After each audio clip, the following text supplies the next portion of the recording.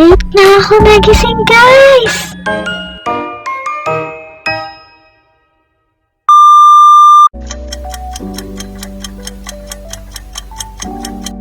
Hello, guys!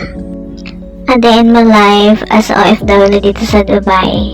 Ito, late na ako nagising. Isa pa babangon na ako, guys, kasi nakaramdam na ako ng gutom. Kasi anong oras pa naman, hapon na. And bagong lahat, maghihilamos muna tayo, guys. Naka-headband pa yung person. Alam nyo, guys, super tahimik dito sa flat namin. Minsan pakiramdam ko ako na lang yung tao dito, no? Kasi halos wala kang naririnig na ingay or kalabog man lang or whatsoever. Basta yun na yun.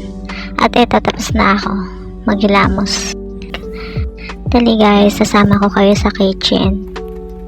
Kukuha tayo ng food para makakain na kasi gutom na talaga ako niyan.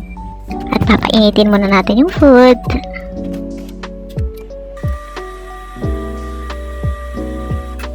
Tapos na rin. At napainitan ko na rin kasing init na ng ulo ko.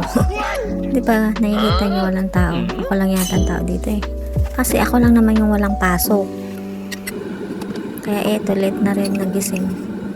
Pero hindi pwedeng nasanay ako ng ganito kasi pag may pasok na ako, ang hirap para sa akin. Tara, kain tayo. Yun lang muna yung kakainin ko kasi mamaya na ako magra-rice. Sambusa tong kinakain ko, guys. Gustong gusto kong food na to. Siya, mag-movie marathon muna ako habang nakain.